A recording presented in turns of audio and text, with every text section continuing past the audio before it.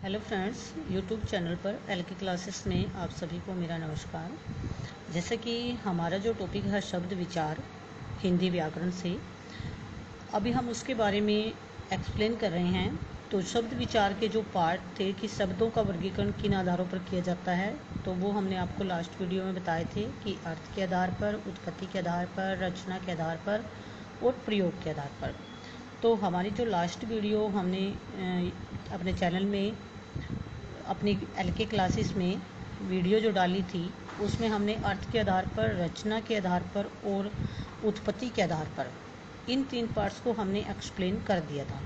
लेकिन आज का जो हमारा वीडियो है उसमें हम प्रयोग के आधार पर शब्दों के कितने प्रकार हैं उसके बारे में आपको बताएंगे। तो प्रयोग के आधार पर शब्दों के 2 भेद होते हैं, विकारी शब्द और दूसरा होता है अविकारी शब्द। तो विकारी शब्द वे होते हैं जिनके अंदर पुरुष, लिंग, वचन आदि के कारण उनका रूप बदल जाता है, यानी कि उनके अंदर बदलाव आ जाता है। अब जैसे हमारे पास हो गया, अब लिंग में आप लगा सकते हो स्त्रीलिंग और पुल्लिंग। अगर वहाँ पर लिखा जाए कि लड़का पढ़ रहा है और यहाँ पर हम स्त्रीलिंग का प्रयोग करें कि लड़की पढ़ रही है, तो इसके अंदर परिवर्तन आ जाता है।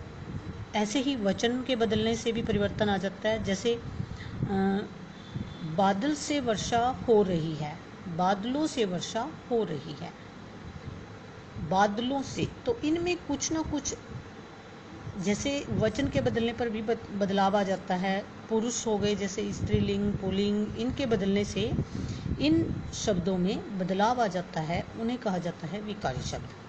और अविकारी शब्द वो होते हैं जिन शब्दों में लिंग, वचन, पुरुष आदि के कारण कोई भी विकार या बदलाव उत्पन्न नहीं होता। वो सेम एज ऐसे की ऐसे ही रहते हैं, चाहे आप वहाँ पर स्त्रीलिंग लिखो, पुल्लिंग लिखो, एक वचन लिखो, बहुवचन लिखो, तो वो शब्द ऐसे ही रहते हैं। उदाहरण के लिए हमने यहाँ पर आपको कुछ शब्द दिए हैं, और, यहाँ, वहाँ, या। तो इसके अतिरिक्त भी और अन्य शब्द हैं जिनके अंदर कोई भी किसी भी प्रकार का परिवर्तन लिंग, वचन आदि के कारण नहीं होता, तो उन्हें कहा जाता है अविकारी शब्द। तो आज हमारा जो ये शब्द विचार का जो टॉपिक था वो हमारा कंप्लीट हो चुका है। और अब हमने इसमें कुछ पॉइंट्स ऐड किए हैं, जैसे शब्दों में अंतर। अब हमारे पास कुछ शब्द होते हैं जिनको हम सेम अर्थ समझ लेते हैं, लेकिन उनके अंदर कुछ बदलाव होता है। जैसे हमारे पास यहाँ पर अनिवार्य शब्द है और दूसरा है आवश्यक। अब हम इन दोनों का अर्थ तो एक ही होता है, जरूरी, लेकिन ये एक वाक्य के अनुसार या एक कार्य के अनुसार प्रयोग किए जाते हैं, पुरुष के अनुसार प्रयोग किए जाते हैं, समय के अनुसार प्रयोग किए जाते हैं। जैसे अनिवार्य का अर्थ भी क्या होता है, जरूरी है। आपने प्रश्न पत्र में लिखा देखा होगा कि प्रश्न पत्र में दिए गए सभी प्रश्न अनिवार्य है। अनिवार्य मीन्स कि इन सभी को करना पड़ेगा। लेकिन आवश्यक का अर्थ भी जरूरी होता है, तो वहाँ पर हम बोल देते हैं कि हम सभी का विवाह में जाना आवश्यक नहीं है या आवश्यक है। तो यहाँ पर हम अनिवार्य शब्द, यानी कि अनिवार्य होता है जो बहुत कन्फर्म होता है, बिल्कुल उसको करना ही करना होता है। दूसरा हो गया जैसे अहंकार का, और दूसरा है अभिमान। अहंकार और अभिमान, इन दोनों का अर्थ क्या होता है, घमंड, और दूसरे का अर्थ होता है गर्व। अहंकार होता है घमंड और अभिमान होता है गर्व। तो अहंकार, अभिमान को भी हम घमंड में ही ले लेते हैं, लेकिन अभिमान हमें किस पर होता है, किसी अच्छे कार्य पर अभिमान होता है।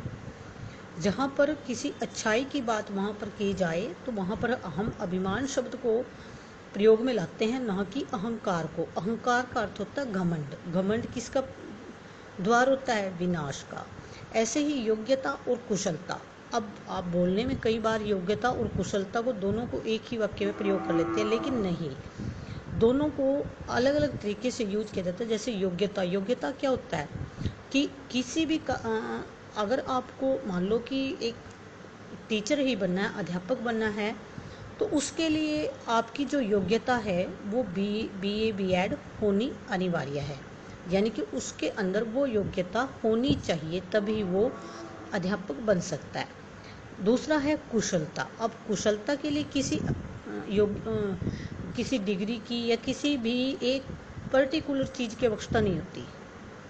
वो अपने शारीरिक या मानसिकता के आधार पर उस कार्य में निपुण हो सकता है। जैसे मोहन की कार्य कुशलता पर हमें कोई संदेह नहीं है। कार्य कुशलता मीन्स कार्य करने की जो उसका तरीका है, जो उसके अंदर अच्छाई है, उस पर हमें कोई संदेह नहीं है। तो इस तरह से और भी अन्य ऐसे शब्द हैं जो हम उनको सिमिलर समझकर यूज कर लेते हैं, लेकिन नहीं, उन दोनों को यूज करने के लिए अलग अलग वाक्य होते हैं, अलग अलग जगह पर उनको यूज किया जाता है। तो इस तरह से हमारे पास कुछ और भी अन्य शब्द हैं, इनको भी हम आपको समय समय पर कुछ ऐसे ही शब्द जो है निकाल कर आपको अपनी वीडियो में सेंड करेंगे।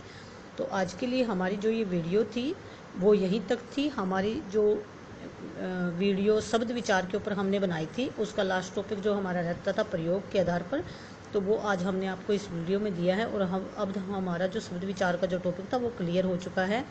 और सभी मेरी इस वीडियो को अंत तक देखें, लाइक करें और सब्सक्राइब करें।